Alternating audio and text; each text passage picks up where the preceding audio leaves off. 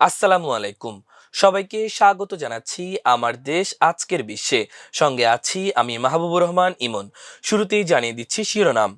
ভারতের নাগাল্যান্ডে দাবানল, 3 দিন ধরে জ্বলছে জুকো উপত্যকা। ন্যাটোতে যোগদানের আশা ছাড়লেন জেলেনস্কি।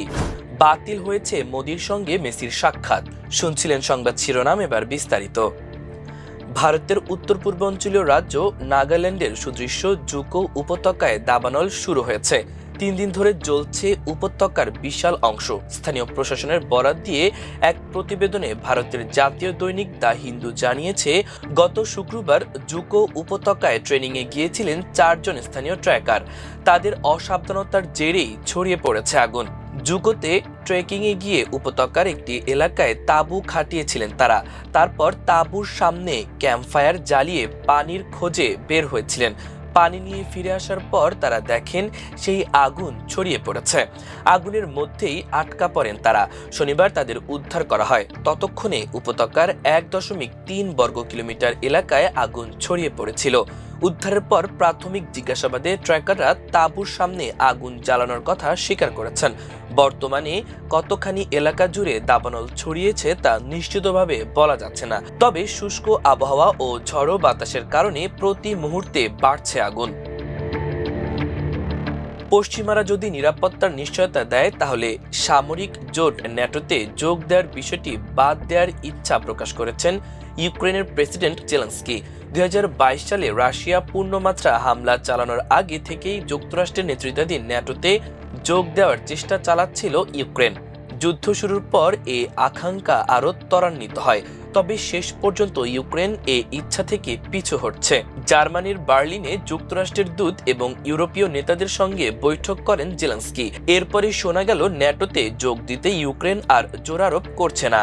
রাশিয়ার সঙ্গে শান্তি চুক্তি করতে যুক্তরাষ্ট্রের প্রেসিডেন্ট ডোনাল্ড ট্রাম্পের চাপের মুখে রোববার তার দূতদের সঙ্গে সরাসরি আলোচনায় বসেন ইউক্রেনীয় প্রেসিডেন্ট।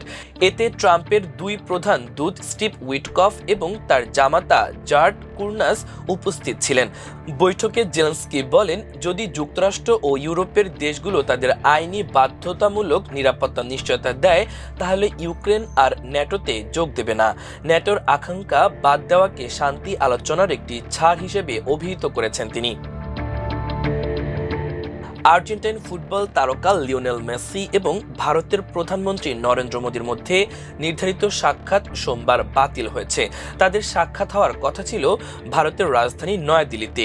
ইন্ডিয়া ট্যুরে মেসির অংশগ্রহণের সময় প্রধানমন্ত্রী মোদীর সঙ্গেও দেখা করার কথা ছিল। 21 মিনিটের প্রোটোকলও প্রস্তুত করা হয়েছিল, তবে শেষ মুহূর্তে এটি বাতিল করা হয়েছে। বর্তমানে প্রধানমন্ত্রী নরেন্দ্র মোদী 4 দিনের বিদেশ সফরে যাচ্ছেন। তার সফরের মধ্যে রয়েছে জর্ডান, ইথিওপিয়া ও ওমান।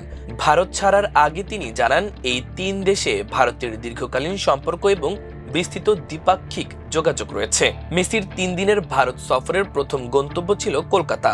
সল্টলেক স্টেডিয়ামে তার আগমনে কিছু বিশৃঙ্খলা সৃষ্টি হলেও পরবর্তী 2 শহর হায়দ্রাবাদ ও মুম্বাইতে সফর নির্বিঘ্নভাবে সম্পন্ন হয়।